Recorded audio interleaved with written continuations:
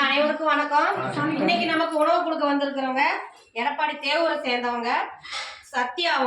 அவங்களோட வீட்டுக்காரர் பேரு வீரமணி. அவங்க இறந்து இன்னைக்கு 1 வருடம் நினைவு தினம், 1ஆம் ஆண்டு நினைவு தினம்.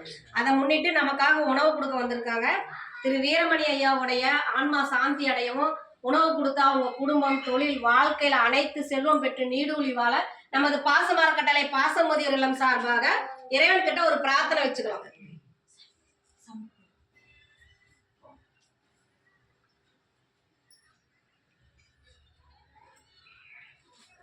திரு வீரமணி ஐயாவுடைய ஆன்மா சாந்தி அடையட்டும். உணவு கொடுக்குற சத்யா, அவங்க குழந்தை அஜய்குமார், ரித்திக் ரோஷன், அவங்களுக்கு நமது பாசமரக்கட்டளை சார்பாக நன்றிகளையும் வாழ்த்துக்களையும் தெரிவிச்சுக்கிறோம்.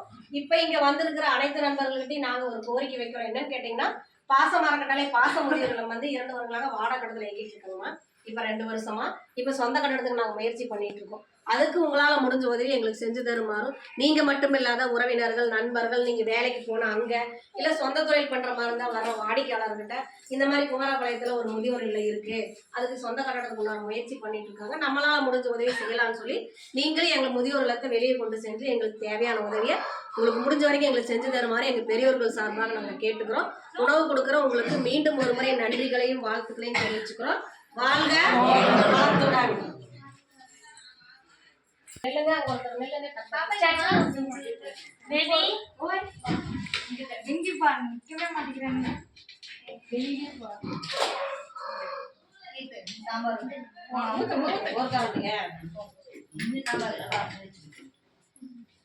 நீங்க தள்ளி வாங்க, ஒருத்தர் ஒண்ணு நின்னீங்கன்னா போட